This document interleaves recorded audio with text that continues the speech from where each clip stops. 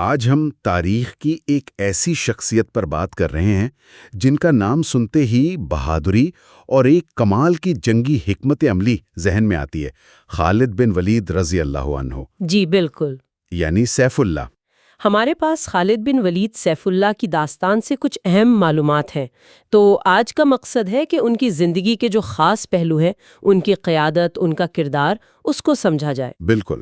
اور خالد بن ولید رضی اللہ عنہ کا شمار آپ دیکھیں ان چند فوجی کمانڈروں میں ہوتا ہے جنہوں نے واقعی تاریخ کا رخ موڑا ہے۔ صحیح۔ ان کی زندگی صرف جنگوں کی ایک فہرست نہیں ہے، یہ تو قیادت، تبدیلی اور ایک غیر متزلزل یقین کی ایک غیر معمولی مثال ہے۔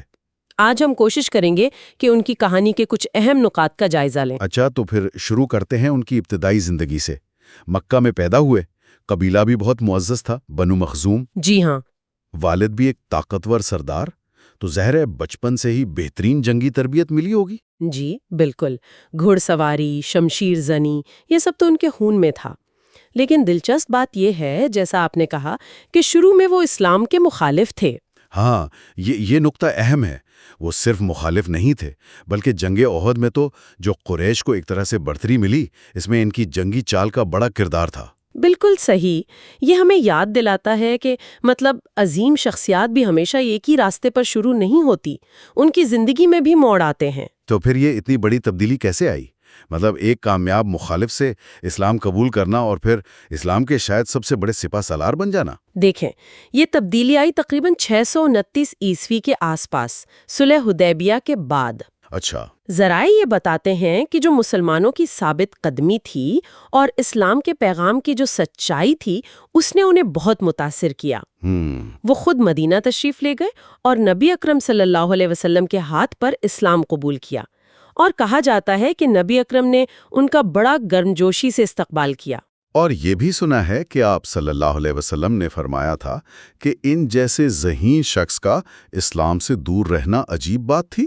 جی بالکل، یہ بات بھی روایت میں ملتی ہے۔ اور پھر فوراً ہی انہیں سیف اللہ کا لقب مل گیا۔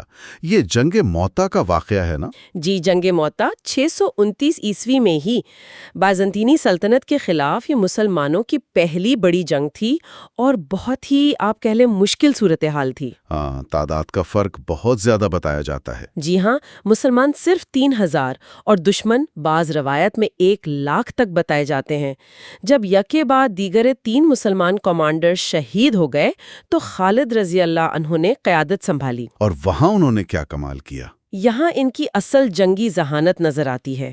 انہوں نے صرف بہادری سے لڑنے پر زور نہیں دیا، بلکہ کمال حکمت عملی سے منظم طریقے سے پسپائی اختیار کی اور مسلم فوج کو مکمل تباہی سے بچا لیا۔ اچھا، یعنی بچا کر نکال لائے فوج کو؟ بالکل، یہ صرف بہادری نہیں تھی، یہ ایک ذمہ دار اور انتہائی ذہین قیادت کا مظاہرہ تھا۔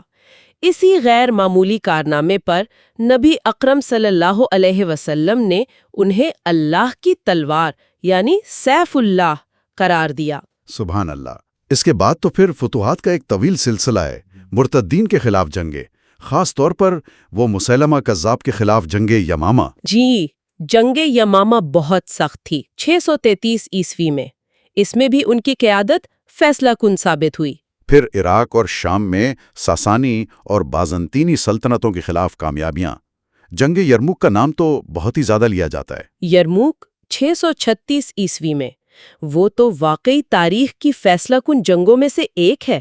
اس نے شام میں بازنطینی اقتدار کی کمر توڑ کر رکھ دی۔ وہاں ان کی کیا خاص حکمت عملی تھی؟ خالد رضی اللہ عنہ کی حکمت عملی میں کئی چیزیں نمایاں تھیں۔ ایک تو برق رفتاری، دوسرا دشمن کی کمزوریوں کو بھانپ کر ان کا فائدہ اٹھانا، اور تیسرا فوج کو مختلف حصوں میں تقسیم کر کے بہت منظم طریقے سے حملہ کرنا۔ وہ صرف ایک بہادر جنگجو نہیں تھے، بلکہ ایک شاندار منصوبہ ساز، ایک اسٹریٹجسٹ تھے۔ اور یہ بات مشہور ہے کہ انہوں نے اپنی زندگی میں کوئی جنگ نہیں ہاری۔ جی، یہ بات کہی جاتی ہے۔ اتنی کامیابیوں اور اتنی شہرت کے باوجود ذرائع بتاتے ہیں کہ وہ منکسر المزاج تھے۔ لیکن پھر وہ واقعہ بھی آتا ہے جب انہیں سپہ سالاری سے ہٹا دیا گیا تھا، حضرت عمر رضی اللہ عنہ کے دور میں۔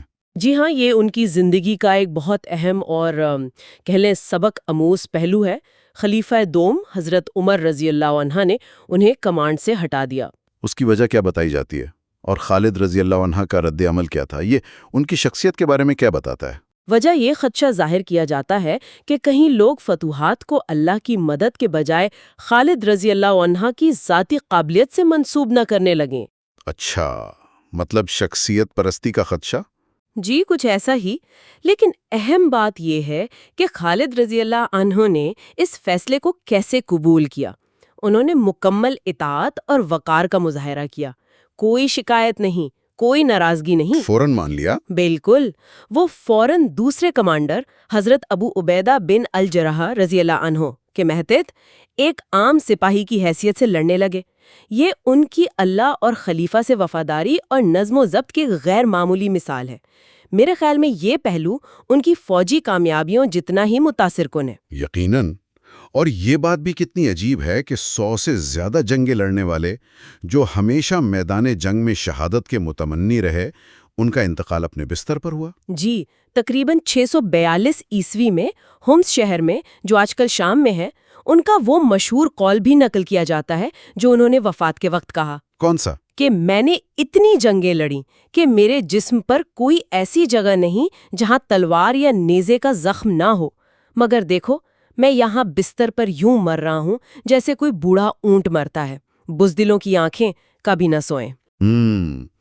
اس میں ان کی وہ جنگجو فطرت اور شہادت کی جو شدید آرزو تھی وہ صاف جھلکتی ہے۔ جی بالکل۔ تو خالد بن ولید رضی اللہ عنہ کی زندگی واقعی ہمیں قیادت، تبدیلی، یقین اور اطاعت کے بارے میں بہت کچھ سکھاتی ہے۔ ان کا اثر صرف فوجی تاریخ تک محدود نہیں ہے، بلکہ کردار کی مضبوطی کی بھی ایک لازوال مثال ہے۔ بالکل، اور یہ کہانی ہمیں یہ سوچنے پر بھی مجبور کرتی ہے کہ کیا ایسی غیر معمولی قیادت اور صلاحیتیں صرف مخصوص تاریخی حالات میں ہی پیدا ہوتی ہیں، یا یہ وہ اوصاف ہے جنہیں کسی بھی دور میں سمجھا جا سکتا ہے، سیکھا جا سکتا ہے اور شاید اپنایا بھی جا سکتا ہے؟ یہ ایک اہم سوال ہے جس پر غور کرنا چاہیے۔ ان کا ورثہ آج بھی متعلقہ ہے۔